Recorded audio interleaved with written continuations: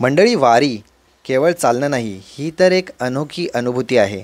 आज मी स्वतः वारीमध्ये सहभागी होतोय. लाखो वारकऱ्यांच्या रांगेत मी देखील चालतोय.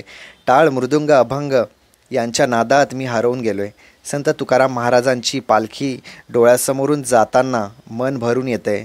ज्ञानोबा माऊली तुकारामच्या गजरात अवघं आकाश भक्तिमय झालंय. आज मी फक्त पाहणारा नाही, मी देखील वारकरी झालोय. हातात टाळ, पायांमध्ये थकवा, पण मन मात्र भरून आलंय.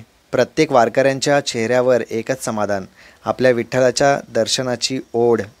सगळी वाट हिरवीगार आहे.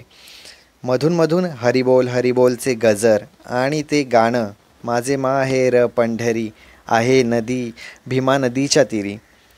हे ऐकताना वाटतं खरंच पंढरपूर हेच आपलं माहेर आहे.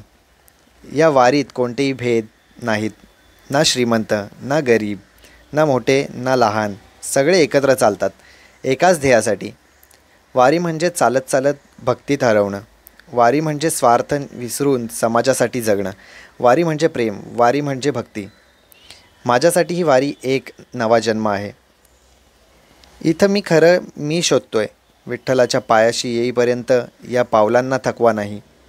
वारकऱ्यांचा सोबती, संतांची शिकवण आणि पंढरीच्या विठोबाची ओढ हाच माझ्या आयुष्यातील सगळ्यात सुंदर प्रवास आहे. वारीने मला शिकवलं, चालत राहा, प्रेम करत राहा आणि हरिनाम घेत राहा.